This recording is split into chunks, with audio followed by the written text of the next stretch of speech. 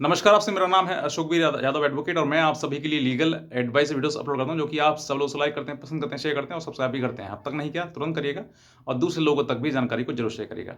अब से मैंने कुछ समय पहले, कुछ महीनों पहले एक वीडियो बनाई थी जिसमें बताया था कि जो पति पत्नी है उनको इतने दिन अलग रहोगे तो तलाक माना जाएगा। ठीक है, वो क्या था उसमें एक ग्राउंड था डिसर्शन का। अगर पति पत्नी दोनों एक दूसरे से 2 साल या उससे अधिक समय तक एक-दूसरे से अलग रहते हैं और कोई बातचीत या कोई उनका बातचीत नहीं होती है, तो वो डिस्कशन का ग्राउंड बन जाता है। इसमें कि 2 साल के अंतर में जो है, वो डाइवोर्स होना तय हो जाता है। ये अपने आप में एक डिस्कशन का ग्राउंड होता है डाइवोर्स का, जिस आधार पर पति पत्नी से या पत्नी पति से डाइवोर्स ले सकती है।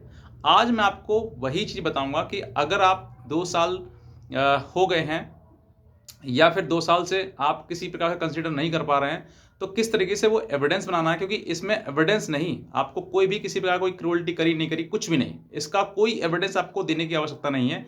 सिर्फ़ और सिर्फ़ ये बता दीजिए कि मेरी पत्नी जो है सिर्फ़ 2 साल से मुझसे अलग है, बस। अब मैं आपको बताता हूँ कि किस तरीके से ये ग्राउंड बन जाता है, क्योंकि आपको वो ग्राउंड बनाना भी आवश्यक है। सबसे पहले मैं कहता हूँ कि जब जिस समय पत्नी जो है घर से जाती है, मतलब ससुराल जाती है, सबसे पहले यही काम करती है कि वो पति और पति के परिवार को टॉर्चर करे। वो बताए कि मैंने देखो देखो मैं तुम्हारे लिए क्या कर दिया, किस तरीके से मैंने तुम्हें थाने, जेल, कोर्ट कचहरी तक घुमा दिया। तो ये जो चीज़ें हैं, जब ये पत्नी करती है तो वो सबसे ऊपर आपके ऊपर 498 का मुकदमा करती है। बस ये आपका स्ट्रॉन्ग ग्राउंड बन गया। जैसे ही डाइवोर्स का सॉरी सेक्शन 498 का केस आपके ऊपर कर दिया है, उसके बाद जो है आपको अधिकार बन जाता है कि अब जो है वो डाइवोर्स का केस आप फाइल कराएँ। कुछ लोग जो है जल्दबाजी में डाइवोर्स का केस जैसे ही उसने सेक्शन 498 केस डाला, आपने सेक्शन 13 का यानी कि डाइवोर्स का केस फाइल कर दिया। ये यहाँ पर गलती करते हैं। यहाँ पर आपको या तो 2 साल का समय वो पूरा हो जाए सेक्शन 498 ए के बाद, और उसमें लिखा होता है कि मुझे मारा-पीटा, घर से निकाल दिया, बस। 2 साल का वो समय अंतराल है, वो पूरा हो जाए, और अगर नहीं भी होता है, तो आप पहले भी उससे 2 साल से पहले भी आप डाइवोर्स डाल सकते हैं। अब मैं आपको वो बताता हूँ रास्ता कि अगर आपको 2 साल नहीं हुए हैं, बिना 2 साल के भी आप डाइवोर्स ले सकते हैं, वो भी आप समझिए। कैसे?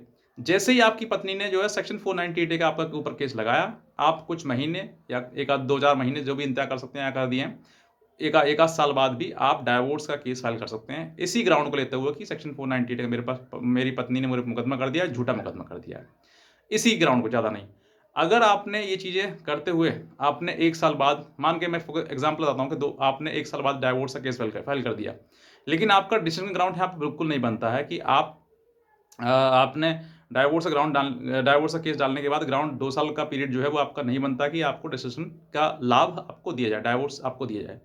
अब आप जिस तारीख पे आपने डाला, यानी कि 1 साल बाद सेक्शन 498 केस के बाद 1 साल बाद आपने केस डाइवोर्स का फाइल किया, और उसके बाद उस केस को चलते-चलते 1 साल या 2 साल बीत गए। मैं बात समझिएगा मैं क्या समझाना चाहता हूँ कि अगर 2 साल बीते, मतलब टोटल जो साल वो डाइवोर्स का पिटीशन है वो 3 साल हो गए लगभग, और डाइवोर्स जो सेक्शन 498 का वो उसको भी 3 साल हो गए। उसको भी 3 साल हो गया, उससे 3 साल से अधिक हो गई, और आपको डाइवोर्स नहीं मिल रहा है। तो जिस समय आपने केस फाइल किया था, उस समय तो डाइवोर्स में आपको डिसीज़न का ग्राउंड नहीं बनता था। लेकिन अब 3 साल जब बीत गए, तो अब आपका डाइवोर्स का एक और ग्राउंड उसमें एक्टिव हो गया, जो कि है डिसर्शन का।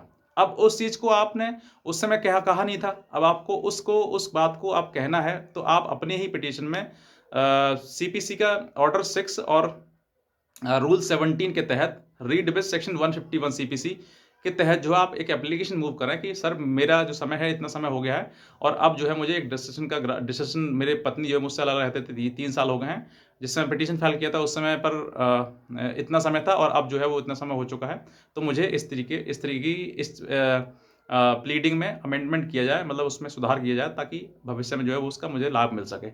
या आप अपने वकील से भी आप कन्फर्म कर सकते हैं, पूछ सकते हैं कि सर इस तरह की चीज़ें हो सकती हैं और हमें कैसे करनी है, आप वहाँ पर भी आप एडवाइस ले सकते हैं।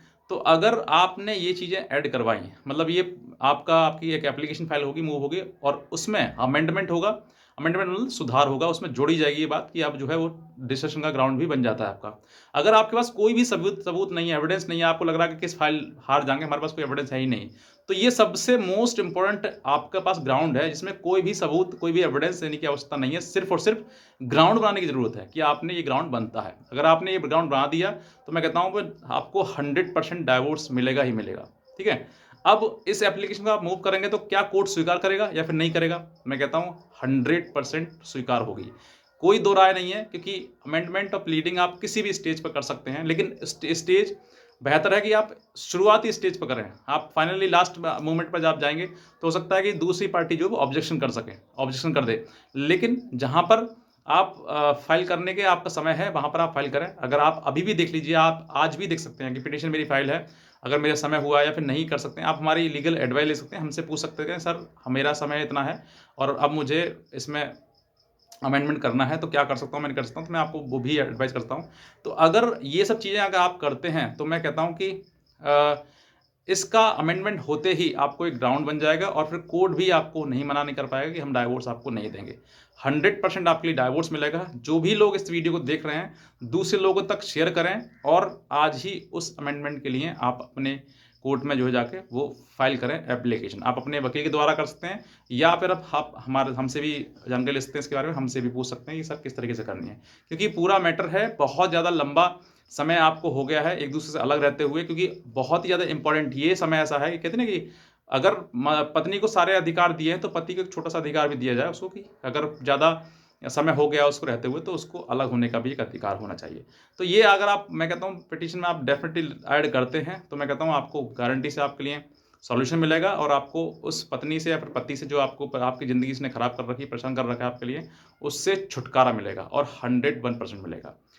बस इतना कहना चाहूँगा, अगर आप नए हैं तुरंत सब्सक्राइब करें, दूसरे लोगों तक भी जानकारी को ज़रूर शेयर करें, ताकि और भी पति या पत्नी जो है वो इस चीज़ को समझ सकें कि वाक़ई हमारे पास में ये भी एक अधिकार है जिससे आप लड़ सकते हैं। तो आज का वीडियो देखने में आपसे बहुत धन्यवाद।